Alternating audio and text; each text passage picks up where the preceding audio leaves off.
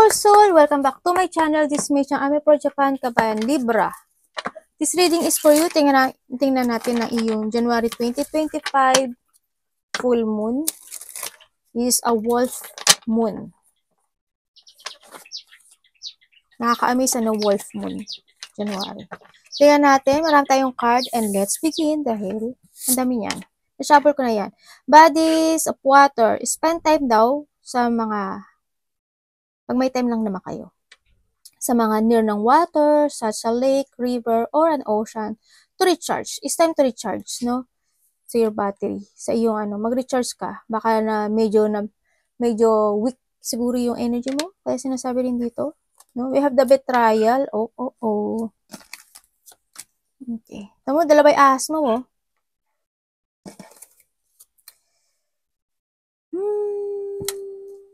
Okay. May mga sitwasyon na dapat mong matutunan at mapag-aralan.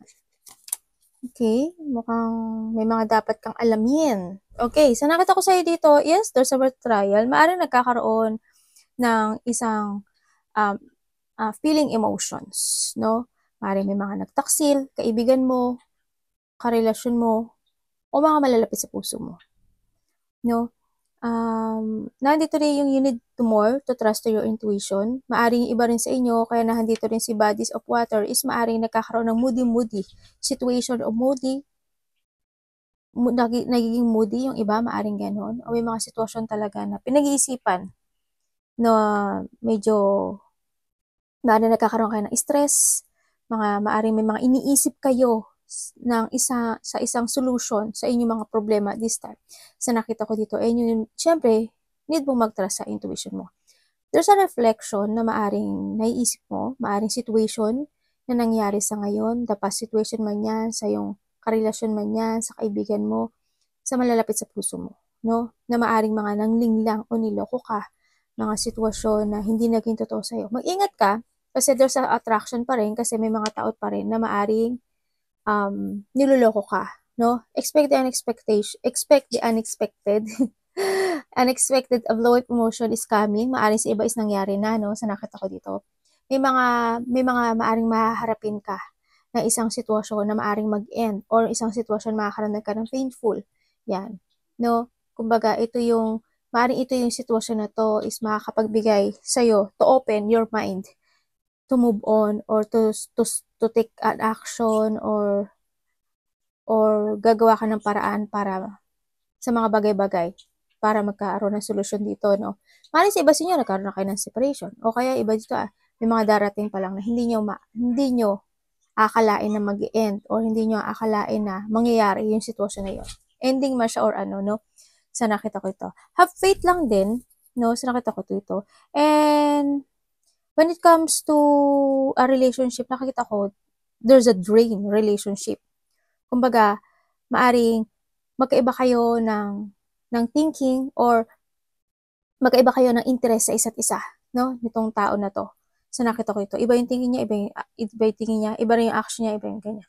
Iba sa inyo, maaring nagkakaroon kayo ng mga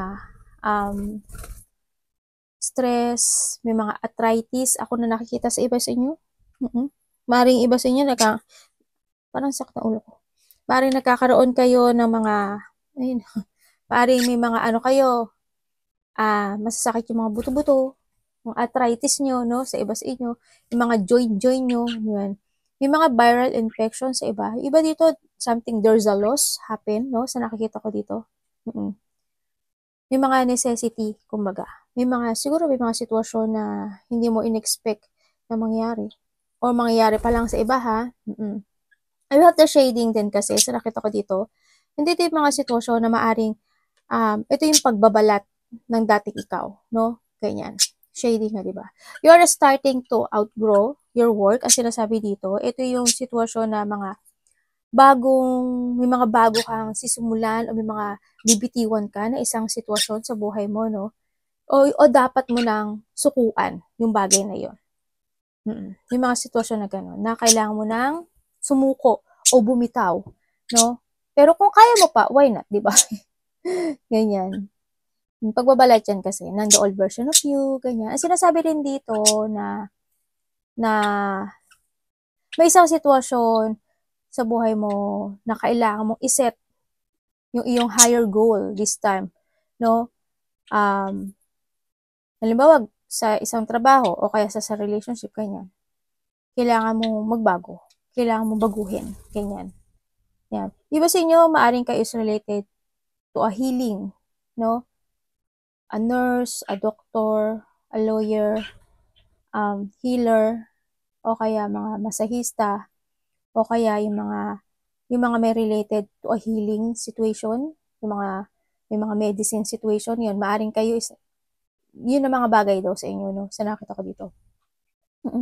Yun yung mga sitwasyon na it's good para sa'yo. Parang marami kang tao na pwede mong i-heal. Yung dito, we have the law, di ba? Yung mga dito, educations, ganyan. Yan, yung parang makakatulong ka to heal a person. Ganyan. And, no, sa nakita ko ito. Eh, syempre, andito rin yung kailangan mo rin na mag-isip. No? Kailangan mo daw mag-isip o ng isang bagay na you need to value yung object or your money o yung sarili mo, no? Kasi maaring may mga dumating na mga sakuna o may mga dumating na mga unexpected. Sabi ko kasi, di ba kanina, maaring may mga dumating na isang sitwasyon na hindi magiging good. Kaya kailangan mo, you need to prepare. So nakita ko dito, no? And all the paperwork and the contract learning as you go. Maaring iba dito is may mga pag-aaralan kayo o may mga paperwork kayo na gagawin, ganyan. O kaya may mga dapat kayong matutunan bago nyo pag-isipan nyo muna o pag-aralan nyo muna yung bagay bago nyo i-post forward. No, so nakita ko dito. And sa lahat ng mga bagay na a-action mo this time, isa nakikita ko dito, when it comes, kailangan mo muna pag-isipan yun. Book is kasi pag-aaral. No? And then, yun nga, may mga bagay na dapat mong i-give up o may mga bagay na dapat mo nang sukuan this time. Kung this is a love, it's good. Kung good mong bitiwan na yun. Kung nagkakaroon naman ng betrayal. O kaya, in a situation na hindi ka na masaya, di ba? O mare, nasa sadness ka, bitiwan mo na yun. Kailangan mo na mag-shading. Di ba? Tapos, nandito rin si desire, di ba? Nandito yung connection when it comes only a desire. Alam mo yun? Fueling your connection, both emotional and physical, di ba? It represents deep craving for closeness and mutual goal. Siguro yung iba dito, ikaw or vice versa, maaring ang kanilang expression when it comes to a love is by a physical. Siguro lang kasi lumabas kasi yung dalawang ahas eh. Para doon lang. Hindi ko alam kung sino, maaaring dati mo karelasyon, parang ikaw, ganyan. Mas nauuna sa kanila yung ganito. Siguro kailangan mo nang mag-change, no? Pero nasa sa'yo pa rin yun. Kung paano mo i-aanoin yung sarili mo. Oh, the judgment. This is your angel. Oh.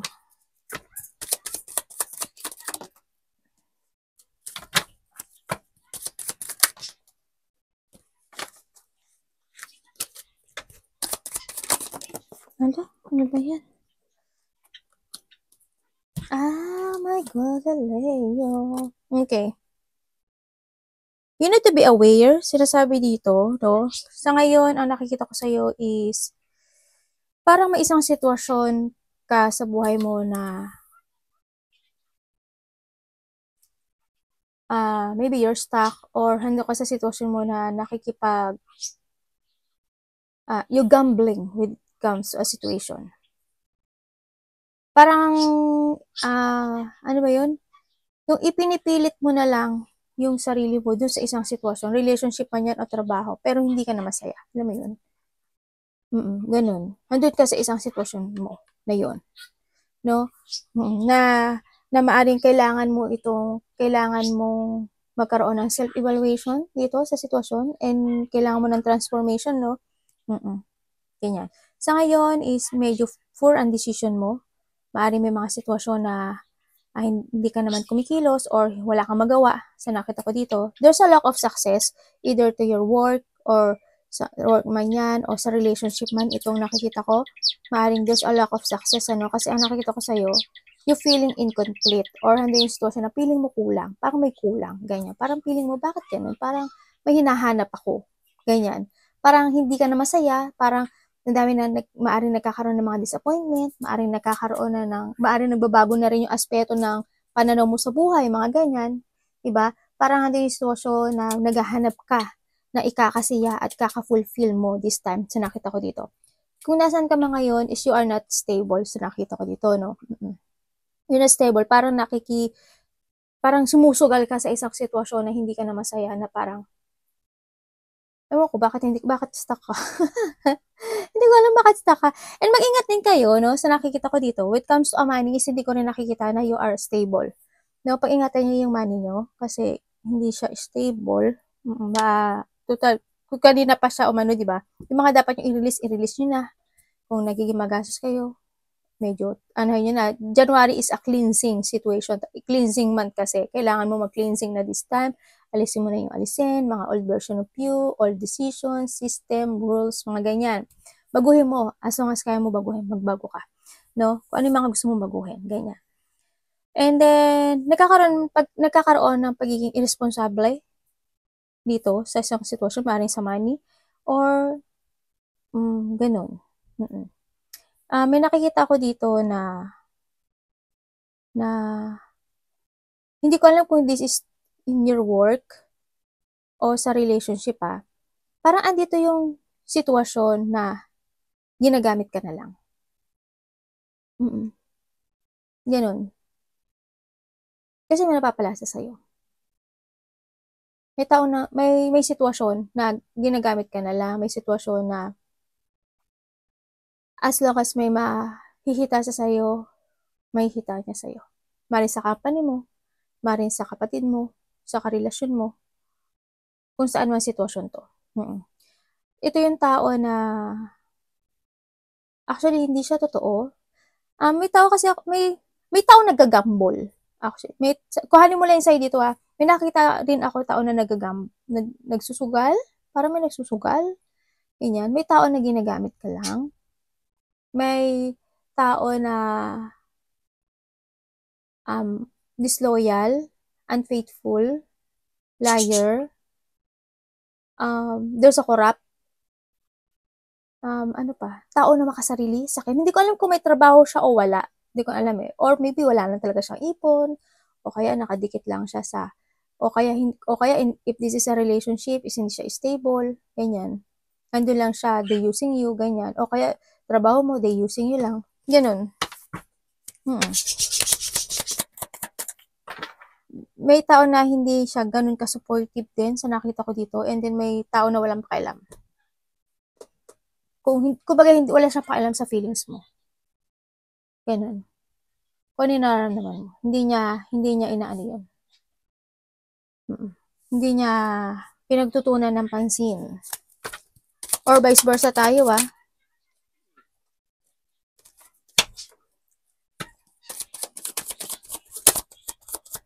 May tao makasarili, no?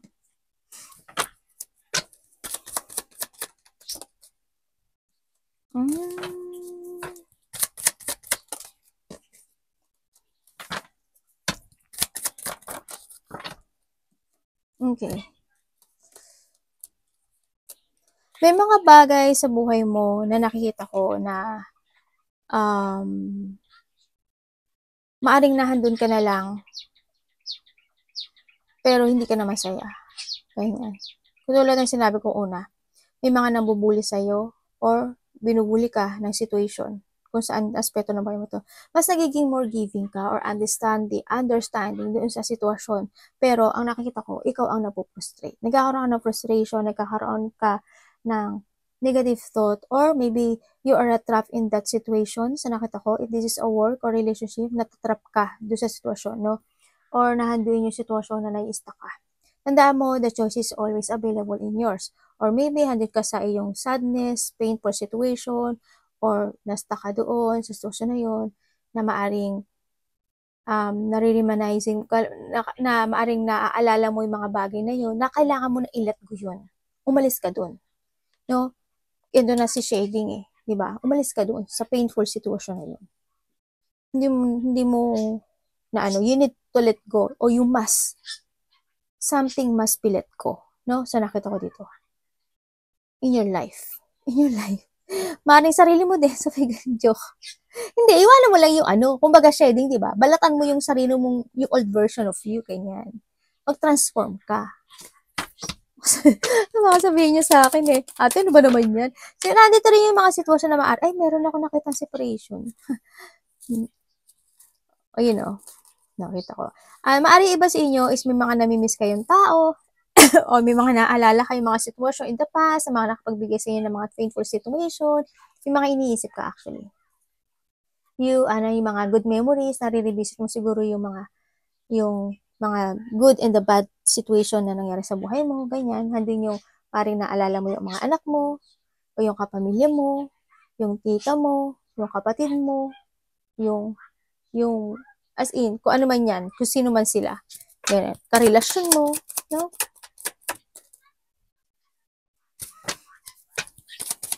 Yung mga tension pa na maaring hindi mo pa na nakakalimutan, maaring may mga sitwasyon na nahahatak ka pa, actually. O yung mga nangyayari sa buhay mo na hindi ka makalis. Sa nakita ko dito. Sa ngayon is, ang nakikita ko is, may mga gusto kang i-follow. You want to follow your heart and you want to quit with something or gusto mong masolusyonan yung isang bagay sa buhay mo pero naguguluhan ka. Kumbaga, you have an option, no? Andito yung sitwasyon na you don't know how to proceed. If you take it action or not, deciding to stay or you go, andun ka sa sitwasyon na yun, no? May mga plano naman ako nakikita sa'yo, pero medyo weak ang nakikita ko dito, no? Parang handun yun sa sitwasyon na hindi mo pa kayang panindigan yung bagay na yun. Kumbaga nandito yung sitwasyon na wala ka pang magawa sa ngayon. Kundi, siguro go to the flow, ganyan. Sa nakita ko dito. Medyo nagkakaroon ka ng burnout or vice versa tayo. Hindi ko lang maintindihan kasi yung iba hindi makapokus sa mga gusto nilang gawin this time. Ang nakikita ko rin dito is may tao na may bisyo. I don't know if this is you or kakilala mo. Sasabihin ko may tao na may bisyo. Sana hindi mangyari sa inyo, syempre. May tao na may bisyo. Hindi ko alam kung anong bisyo niya sa buhay niya. Baka yung kanina nakita ko sugal. O kaya pambababae, panlalaki, o betrayal. O bisyo na niya yung magsinungaling talaga. No? Kung sino man to sa buhay mo. And then, nandito yung sitwasyon na may tao na medyo bastos ang pananalita niya. May binabastos ba sa'yo? Parang hindi maganda siya magsalita. May tao na very aggressive. And then, there's a forceful situation ako nakikita. Na nabe-burnout yung iba no? Sa nakita ko. May mga plano ako na nakikita sa'yo na gusto mo masolusyonan this time. Pero may doubt ka. Nandito ka pa sa sitwasyon mo na maaari naghihintay ka pa ng ng mga sign to move on, no? To make a new beginning sa buhay mo, 'di ba? Bago ka mag-forward, para naghihintay ka muna ng senyales, no? Nakita ko dito, you are stuck talaga in a situation. O nagkakaroon ka sa sitwasyon mo ngayon ng dissatisfaction, ganyan. Ang dami tumatakbo sa isipan mo na questioning, ganyan. Pero sinasabi sa iyo ni universe is, kalay ka daw niyang ino-offeran, no? Na opportunity na umalis doon sa sitwasyon na hindi ka na masaya. Ganyan. Pero you always rejected it. O you're turning on away. Kumbaga, tumatalikod ka siguro. Ganyan. O hindi mo siya nare-recognize o maari nire-reject mo siya. Ganyan. Or maari naman na, wag mo na ngayon. Tsaka na lang. Maaring ganun, no? Oo. O kumbaga, hindi ka siguro nagtatrust din sa intuition mo. Pero it's time na rin, we have the shading din. Kung ano man sitwasyon yan sa buhay mo, kung ano aspeto ng buhay mo yan, hindi yung mga paghihintay. Makakaramdam kayo na pagka-boring sa ibang aspeto ng buhay mo, sa nakita ko dito. Isipin mo yung future mo this time. Sa ngayon kasi is, nagkakaroon ka ng ups and downs situation because of the drama of yourself, no? Kailangan mo ngayon ng strategy. Nandito nga si timing. Kumbaga na siguro nandun yung timing na gusto mong tumiming muna o may mga bagay na pinag-aaralan ka muna o i-research o may mga plano na maaring hindi mo pa siya ma-pursue this time. Sa nakita ko dito. Tandaan mo, this is your personal power, no? Sa ngayon kasi you have an option. Maaring may mga dinidiscover ka pa o may mga piniprepare ka pa. Well, nasa sa'yo na yun kung anong doubt tong sitwasyon sa iba sa inyo. Kahanin mo lang yung sinasabi ko yung sa'yo, para sa'yo. This is the time kasi na you need to try to invest more to yourself this time. Sa nakita ko dito. No? Yun. It's up to you. Paano mo iaano itong ano. Pero yun yung advice na nakita ko dito sa'yo. No? Tingnan pa natin. Ay. Look at this. O, diba? Lumabas talaga siya. It meant, destined talaga siya sa'yo. Destined talaga. Kasi sabi ko, ay, nakita ko 3 of Swords, diba? Destined siya para sa'yo. Okay, ibig sabihin, nagkaroon tayo ng mga separation or magkakaroon. No, andito kasi situation na you are in a pain situation, maaring andito rin si separation. No? Maaring magkakaroon ng mga bagay na sa iba sa inyo mangyayari pa lang. Yan, unexpected flow of emotion na maaring masasaktan ka. Maaring in a 3 days, 3 weeks, 3 hours, nangyari na or mangyari pa lang ganyan. O months man yan, may mga mangyaring may mga away, may mga hindi magkakasundo, may mga pagkalito, o makakaramdam ka ng painful situation, mga emotional pain, ganyan. May mga sitwasyon na heartache, kuhanin mo lang, maaring ma-depress ka, kuhanin mo lang yung dito, maaring nandun yung mga sitwasyon na baka nga separation sa iba, no? Mga pagkalito, ayan. May mga darating na storm, malaki man o maliit yan, ganyan. May mga pain kang mararamdaman o mga deep wound happen in your life. Kung titingnan mo, handito siya, di ba? Ayan, no?